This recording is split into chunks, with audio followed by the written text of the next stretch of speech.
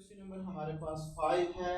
Find the value of lambda for which the systems have non trivial solutions, also solve the system for the value of lambda. अब dear students, हमने इसमें दो काम करने। एक, हमें जो ये इक्वेशन दी गई है वो है होमोजीनियस। इससे जो प्रीवियस क्वेश्चन मैंने किया था सेम उसी तरह का होगा लैम्डा की वैल्यू फाइंड आउट करने के बाद। दूसरा हमने काम ये करना है कि हमने लैम्डा की वैल्यूज निकाल। तो पहले हम लैम्डास की वैल्यूज निकालते हैं डियर स्टूडेंट्स। तो यहाँ पे अगर एक मैं मैट्रिक्स देखूं, मेरे पास एक जो आर्गुमेंटल मैट्रिक्स है वो बन रहा है। चलिए पहले इसको मैट्रिक्स फॉर्म में लिख लेते हैं।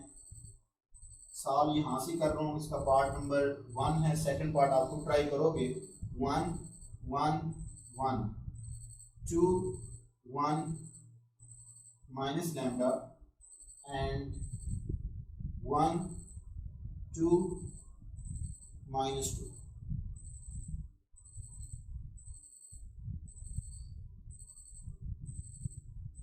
x y z is equal to 0 0 0। तो यहाँ पर डियर स्टूडेंट्स मैं नेमिंग दे देता हूँ x, sorry ax is equal to o where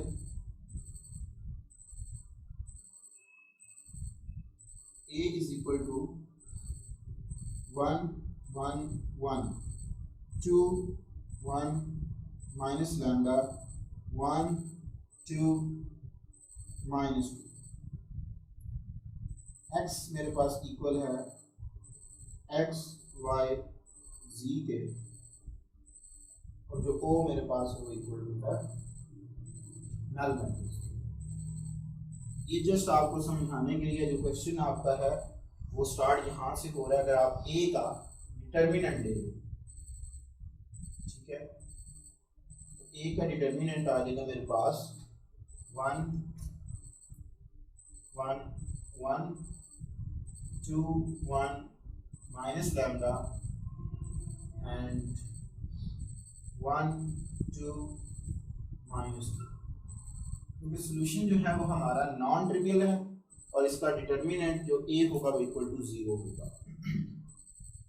तो डिटर्मिनेंट ऑफ a, इसको एक्सपेंड कर लें रो 1 से, -1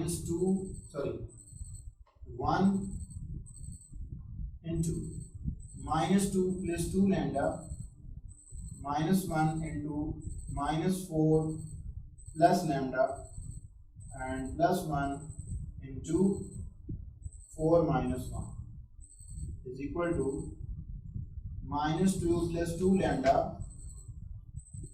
plus 4 minus lambda minus 4 minus 1 plus 3 is equal to 7। और 7 में से इसको माइनस करूँ 2 को, तो मेरे पास 5 प्लस लैम्डा ये आ गया। क्योंकि सोल्यूशन जो है वो हमारा नॉन ट्रिवियल है, ये हमें क्वेश्चन में दिया गया है। और नॉन ट्रिवियल सोल्यूशन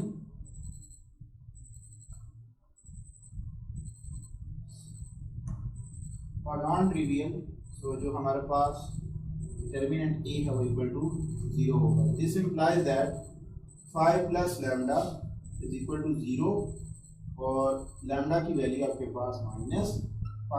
ये आपने काम कर लिया, लैम्डा की वैल्यूज निकाल। उसने कहा है कि also solve the system for the value of lambda. तो हमने इस सिस्टम्स को सॉल्व करना है जो भी वैल्यू आई है लैम्डा के लिए उसके लिए।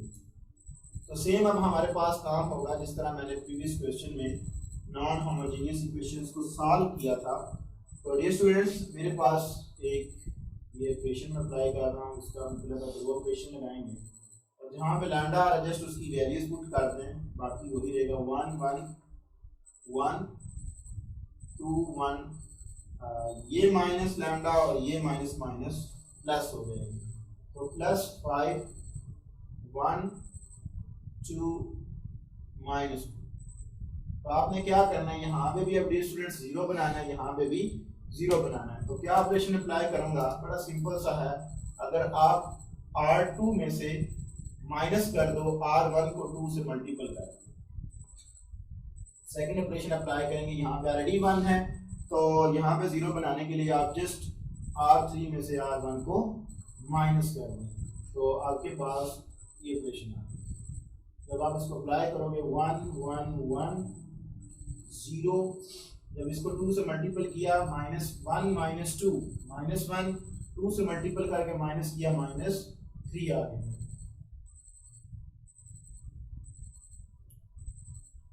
अब स्टूडेंट यहाँ पे आपका आ जाएगा 0, यहाँ पे आपने इसको इसमें से माइनस करना है 1 और यहाँ आपने इसको माइनस करना है क्योंकि आप माइनस कर रहे हो तो -3 आ गया। अब ये स्टूडेंट्स यहाँ पे आप अगर 1 बनाना चाहते हो तो आप इंटरचेंज कर सकते हैं रोज को, ठीक है। अगर आप इंटरचेंज करते हैं रो को, रो 2 को इंटरचेंज मैंने कर दिया रो 3 के साथ, यहाँ पे मेरे पास 1 आ जाएगा, या आप अगर उससे मल्टीपल कर दें -1 से तब भी ठीक है। 1 1 1 0 1 -3 0 -1 3। अब मुझे चाहिए यहाँ पे 0, तो क्या करता हूँ कि जस्ट अगर आप ऑपरेशन अप्लाई कर दो R3 + R2, ये जब ऑपरेशन अप्लाई करोगे यहाँ पे आपके पास 0 आ जाएगा। सो 1 1 1 0 1 -3 0 0 0 ये आ गया मेरे पास। अब ये स्टूडेंट्स अगेन वही काम आपने क्या करना है, जो भी आपके पास थर्ड वेरिएबल होगा उसको आपने किसी भी नंबर z के इक्वल जो है वो t के इक्वल रख लेंगे। यहाँ पे तो मेरे पास इक्वेशन जो आएंगी वो मैं लिख लेता हूँ, x + y + z = क्योंकि 0 है मैं 0 लगा देता हूँ इक्वेशन नंबर 1, और यहाँ पे x 0 है y -3z = 0, इक्वेशन नंबर 2 आ गया। अब ये स्टूडेंट्स लेट कर लें आप, क्योंकि ये सारी 0 0 हो गई है, लेट कर लें, लेट जो z है वो इक्वल टू आपके पास t है, तो यहाँ पे पुट कर दें इक्वेशन नंबर 1 में पहले पुट कर 2 में पुट करें तो आपके पास y आ जाएगा 3t = 0, y = 3t। अब ये और z की वैल्यू इक्वेशन नंबर 1 में पुट करें, x भी आपके पास आ जाएगा +3t + t = 0, x = 4t = 0, so x = -4t। तो ये हमारे पास वैल्यूज आ, ठीक है जी। अब स्टूडेंट्स अगर आप चेक करना चाहते हो कि ये हमारे पास जो सोल्यूशन आया है क्या ये राइट है या मीन क्या आपको थोड़ी अगर कंफ्यूजन हो रही हो, ठीक है, तो आप इसको लास्ट वाली इक्वेशन में पुट करके चेक कर लें। अगर तो 0 0 आ जाता है तो फिर आपके पास ये ठीक होगा, अगर देन आपका रॉन्ग होगा। तो ये आप चेक कर सकते हैं। यहाँ पे अगर आपको मैं चेक करवाऊँ तो यहाँ पे देखें x की वैल्यू है जी मेरे पास -4t, y की वैल्यू है मेरे पास 3t, यहाँ पे 6t हो जाएगा, और यहाँ पे मेरे पास -2t, और ये 4t और ये माइनस का, ये भी माइनस का है और ये भी माइनस का, 2 और 6t + 6t के साथ कैंसिल हो के हमारा आंसर = 0 आएगा। तो t जो है ये हमारे पास कोई भी नंबर हो सकता है 1 2 3, क्योंकि ये अदर देन सॉल्यूशन है। तो ये होता है हमारे पास, मैंने आपको प्रीवियस लेक्चर्स में भी होमोजेनियस इक्वेशन को सॉल्व करने की टेक्निक बताई।